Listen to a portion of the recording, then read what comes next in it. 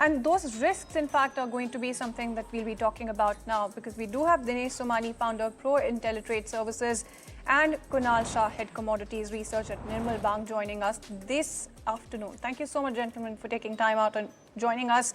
It is a very interesting afternoon that you have had thus far, and that's been the kind of trajectory broadly that you've seen when it comes to the commodity landscape as well. Firstly, Mr. Somani, I'll come to you with the entire picture when you talk about oil. Do you think that the geopolitical risk premium has been sufficiently digested, if you can say that about the risk premium right now?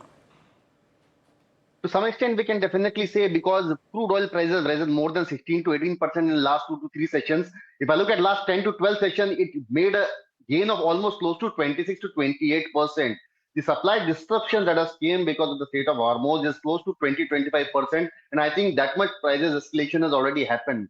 Probably we may see some relief, or we can see profit broking today at the end of the session, and prices would stabilize around 68.50 in MCX market.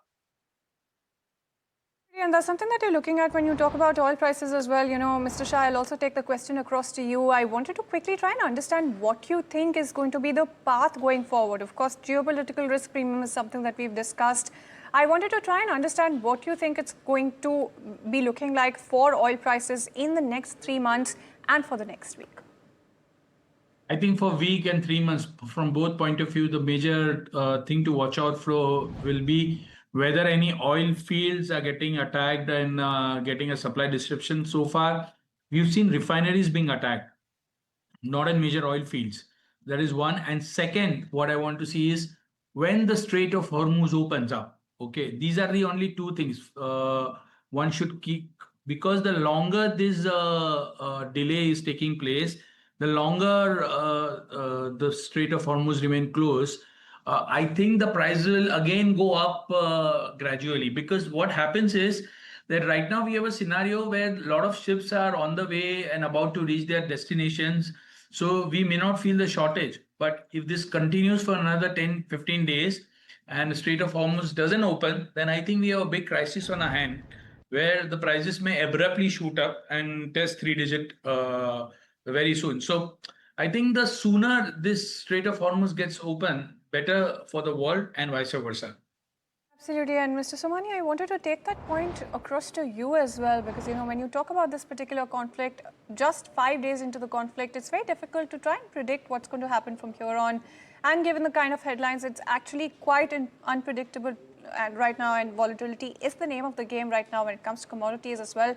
But with that in mind, Mr. Somani, it does look like it's going to be a little bit of a protracted conflict. Is that the sense that you're also gathering? And with that in mind, how are you looking at the entire disruption when it comes to the Strait of Hormuz? We already witnessed the disruption. Prices have escalated quite a bit, and a move of close to 30% is actually huge in just 10 to 15 days. The prices were stabilizing around $60, $65, and suddenly they went up to $77.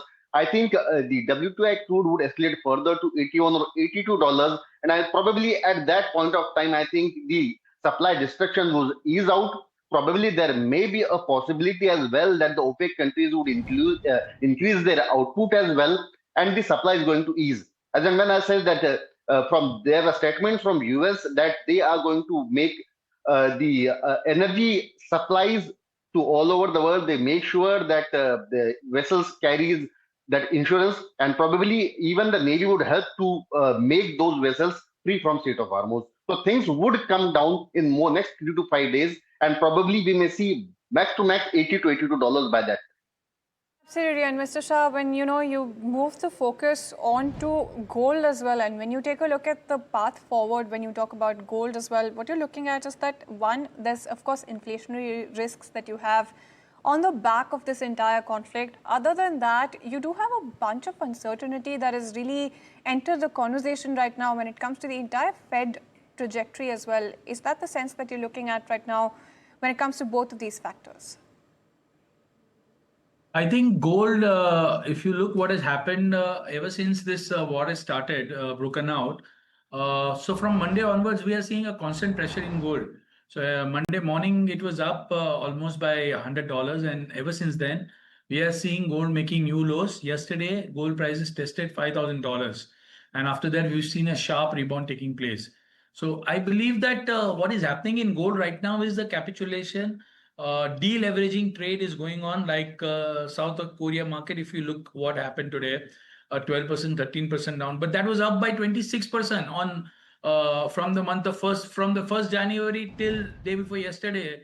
It was up by 26%. So what if it goes down by 14%?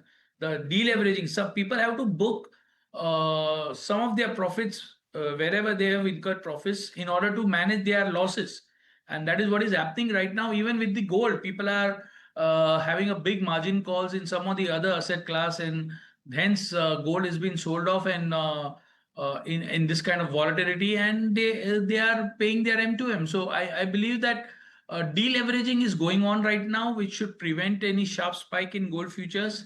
50 to 50, 50 to 30, 60 good levels to sell, and I think gold also eventually should remain under pressure.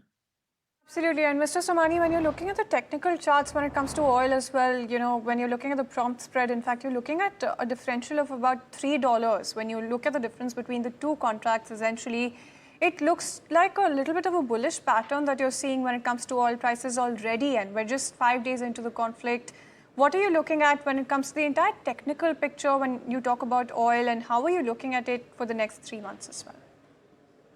Yes, the oil prices were wrestling around the $68-70 mark, and post to that level, that process, and it made up the high of almost $77. So the technical breakout is already in place, and things are moving in that particular direction. So a dip is probably on cards as of now, because a rally of 16-80% should have a correction, and the correction may last up to $72-73. From there, I think prices would move up again at $10 to $12 to $81 or $83, and probably that prices are going to stabilize at that point in the next 1.5 months. So I don't expect much crude oil prices to go beyond $83 as of now.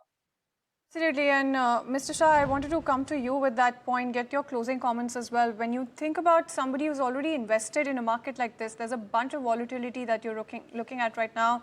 So given that entire backdrop, what should somebody who's holding on to their positions when it comes to gold and silver, when it comes to either the physical commodity or ETFs as well, what should they be doing? And Mr. Somani, I'll come back to you with the same question. Hold on. I mean, there's no reason this kind of volatility, this kind of the period of unprecedented volatility is a new norm right now. We've seen that in gold and silver. Now we are seeing that in equities also. So I think one should really brace themselves against this kind of moves. Long-term trend should not change. The long-term fundamental doesn't change with this short-term volatility. This is a part and parcel of the game, and I believe that one should have adequate risk management policy in place in order to counter such moves. Otherwise, if you ask me from the long-term point of view, yeah, you should continue to hold. All right, then continue to hold. That's the word coming in from Mr. Shah as well. Mr. Somani, like I said, I want to come back to you with the same question, because everything that we knew about how the market is going to be functioning is really out the window right now. A lot of our assumptions are changing against that evolving backdrop. What should somebody who's already invested and has chips on the table be doing? I think one should get accustomed to these kind of volatility, because these things are going to persist for now. Because at times gold was trading at a range of $2,200 to $3,000, and now it moved past to $5,000. So accordingly, volatility has to increase, and one should get accustomed to these kind of situations.